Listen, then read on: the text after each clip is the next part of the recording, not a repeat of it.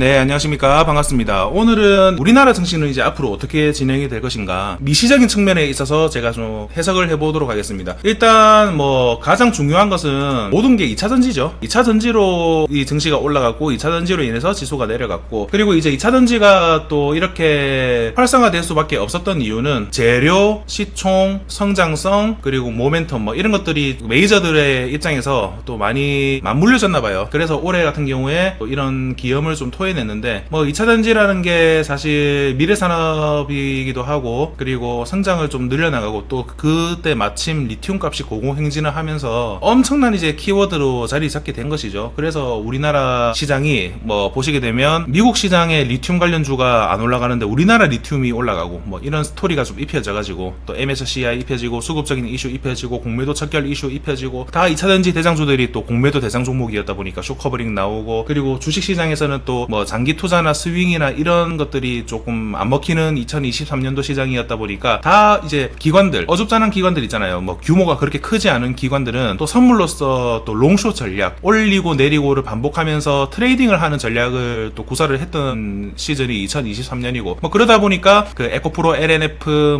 이제 2차전지 관련되어져 있는 그런 종목들 중에서 공매도가 가능한 종목들이 숏 스퀴즈, 숏 커버링이 일어나면서 또 파산당한 사람도 많을 거예요. 파산당한 기관도 많을 것이고, 그렇게 해서 여기까지 흘러왔습니다. 자, 중요한 것은 이제 지난주부터 이루어지고 있는 우리나라 시장에 대한 흐름인데요. 지난주에 7% 양봉을 뽑아낸 다음에 5연속 음봉, 그리고 다시 이제 자리를 잡는 이런 모습들이 보면, 이때 보면은 진짜 죽을 것 같은데 또 이렇게 살리는 모습 보면은 N자형 반등이고, 또 물결이 아래에서 받쳐주면서 또 우상향하는 그림이고, 이런 이제 하루하루가 느낌이 다르죠. 지난주 스토리부터 지금까지 좀 설명을 드리자면, 이때 공매도 금지가 된 것이 이제 일요일날 발표가 났습니다. 일요일날 발표가 나서 이 공매도를 쳤던, 이 2차전지에 공매도를 쳤던 외국인이나 기관들이 정말 손 쓸 수 없이 하락을 맞았죠. 하락을 맞았다는 것은 뭐냐면 숏을 친 세력들이 엄청난 손실을 봤죠. 내용적으로 봤을 때는 이런 자금력이 좋고 이제 이 시장을 주물렀던 이 메이저들은 꾹 참고 있었어요. 이날 7%가 상승했을 때도 불구하고 꾹 참고 있다가 그 다음날부터 선물로 엄청나게 눌러댔고, 그리고 이제 공매도 금지라는 이슈가 2020년도에 코로나로 인해서 금지가 되고 나서 막 엄청나게 올라갔잖아요. 그 상황에서 적당히 올랐으면 됐는데, 이게 7% 올라가고 이제 에코프로비엠, 에코프로 상한가를 가버리고 이러니까 이 숏을 쳤던 소규모 기관들은 이제 이거를 어떻게 해석해야 될지 모르는 거예요. 왜? 30%까지 올라갔으니까 이거는 보통 일이 아니다라고 생각을 했을 거예요. 그러다 보니까 이제 막 매수에 동참을 한 거예요. 그리고 이제 현물뿐만 아니라 선물 시장에서도 매수를 엄청나게 동참을 해버리니까 선물하고 현물하고 완전 그냥 숏을 친 세력들은 엄청난 손실을 입었던 거죠.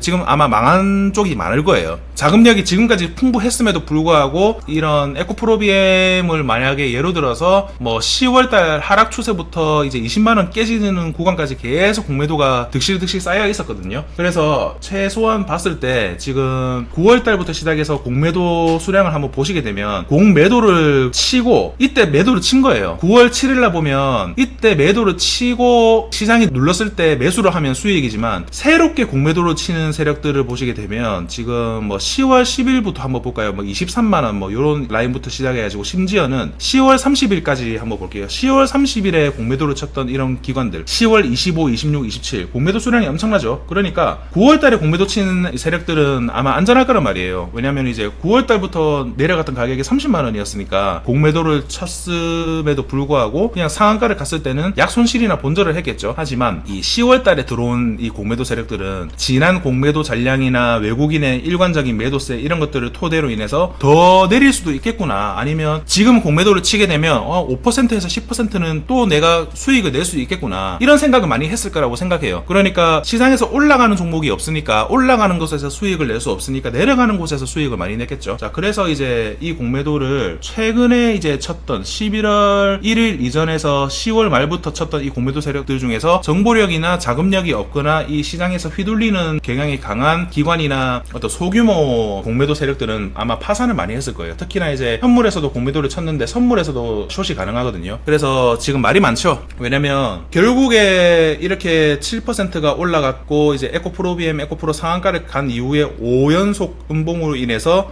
완전 지수 되돌림 현상이 나왔잖아요. 이때 쇼커버링을 당해가지고 매수를 한 사람들은 완전 이제 올가미 속에서 계좌가 녹아나가지고 이제 사모펀드나 이런 소규모로 운용하는 이런 창투사들이나 사모펀드는 파산을 했을 거란 말이에요. 일부 또는 많이. 자, 그리고 이제 이 과정이 일어난 것은 결국에 메이저가 해칭을 못했다는 거죠. 메이저가 깜짝 공매도 금지에 주말에 발표한 이례적인 이런 정책에 의해서 해칭을 못했기 때문에 선물로 엄청나게 눌러대고 엄청나게 누른 현물을 이제 수치적으로 봤을 때는 11월 3일 금요일까지 공매도를 쳤던 애들은 본전 처리를 하는 거겠죠. 메이저 세력들 중에서. 그러니까 얘네들은 지금 이 변동성이 지금 엄청나게 좋은 이 구간은 손실을 봤으니까 되돌림을 놓기 위해서 눌렸고, 그리고 이런 되돌림이 해소되는 시점이 뭐 CPI 발표나 뭐 실적 발표가 마무리되거나 아니면 뭐 시진핑하고 바이든하고 만나가지고 뭐 해결을 한다 뭐 이런 시점 때문에 또 다시 반등이 나왔고 시장의 어떤 악재가 해소가 되니까. 근데 앞으로는 제가 생각하기에 앞으로는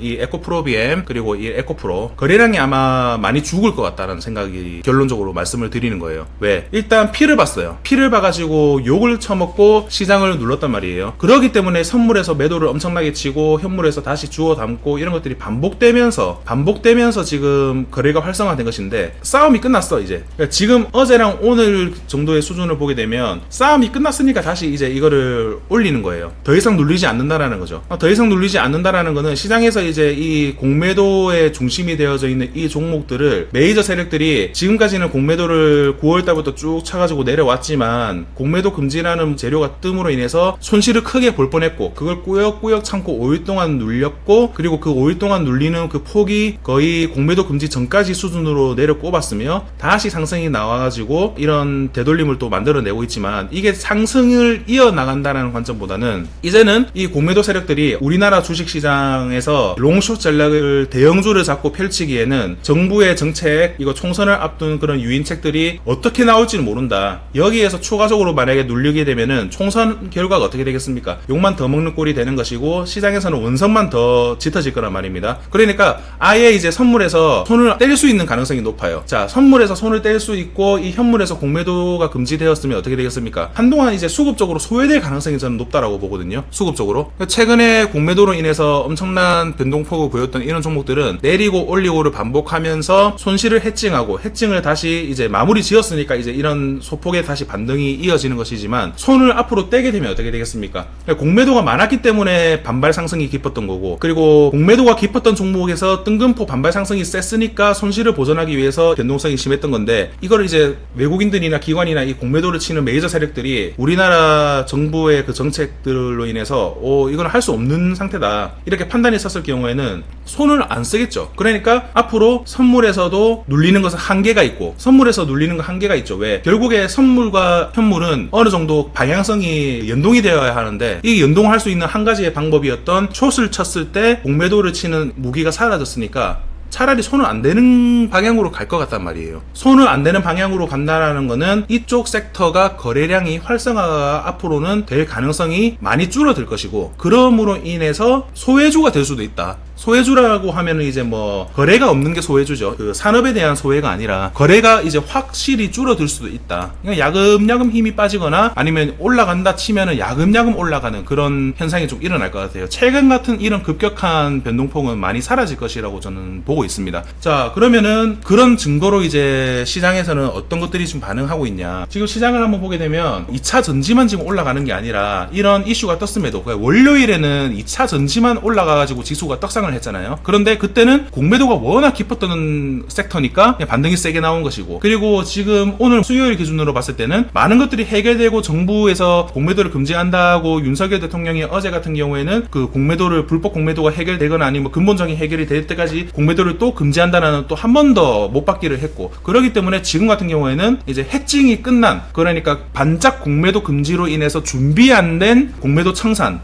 공매도 친 애들이 수익 확정을 짓지 않은 상태에서 공매도 이슈가 터진 거래량과 오늘 거래량은 확연히 다르고, 그리고 그때 코스닥이 7% 올라갔던 시절의 종목들과 오늘 많은 것들이 해결되고 CPI까지 좋고 뭐 실적 발표도 다 끝난 이런 시점에서 올라가는 종목들의 숫자나 내용이 다르죠. 2차 전지만 올라가는 게 또 아니거든요. 그 말은 무슨 말이냐면 이제는 오로지 실적, 오로지 성장성으로 판단을 받을 확률이 좀 높아진 상황이다 라고 생각이 좀 들어요. 거래 대금이나 거래량만 봐도 지금 점진적으로 앞으로 좀 줄어들고 있어요. 호재성이 나왔지만서도 거래량이 지금 받쳐주지 못하는 거죠. 일봉상 115만 주가 터졌고 지금 10시 50분이란 말이에요. 그러면 지금은 어때요? 29만 주예요. 그러니까 공매도 금지가 됐던 이 시절에는 공매도가 워낙 셌으니까 숏커버링 물량도 워낙 강하니까 거래량이 이렇게 활성화가 되었던 것이고, 이때는 공매도를 쳤던 어떤 소규모 숏커버링 세력들이 다 청산당하고 상당수 청산당하고 메이저들은 꾸역꾸역 참고 있다가 오거래에 눌렸고, 그리고 나서 이제 다시 반등이 나왔던 이 시점부터는 거래량이 활성화될 것 같지는 않아요. 앞으로는 그러니까 철저히 4분기 실적, 그리고 뭐 리튬 값의 상승 하락에 대해서 연동하는 그런 시장, 그리고 뭐 테슬라가 올라가는 것, 그런 호재만으로 막 떡상을 하고 이런 시절은 조금 지나갔을 거라고 생각을 하고 있어요. 그래서 지금 시장은 이제 앞으로는 어떻게 될 것이냐면, 제가 생각하기에는 돈 잘 버는 회사가 또 주목을 받는, 뭐 2차전지가 올라갔던 그런 폭발적인 시장세는 앞으로 한동안은 없을 것 같아요. 그런 뭐 10배거 뭐 20배 뭐 이런 시장은 좀 없을 것 같고, 요렇게 돈 잘 버는 회사들이 앞으로도 잘 벌 것 같은 회사들이 그렇게 뭐 시장이 이제 평균 상승률을 좀 찾아가면서 뭐 테마도 타고 호실적 테마를 타고, 그리고 뭐 반도체가 이제 업황이 계속 좋아진다고 하니까 반도체 쪽에서도 2차전지에 뺏겼던 수급이 좀 많이 되돌려지고, 이런 현상들이 좀 많이 일어날 것 같다는 생각을 많이 합니다. 그러니까 정리를 하자면 2차전지의 그런 폭발적인 상승, 폭발적인 거래량, 매일매일 터지는 이런 거래량을 기대하기에는 지난주 월요일이 워낙 특이한 상황이었다라는 거예요. 공매도를 너무 많이 쳤던 세력들이 있었고, 그리고 그 공매도 금지로 인해서 선물 시장에서는 숏을 쳤고 현물 시장에서는 공매도를 쳤던 세력들이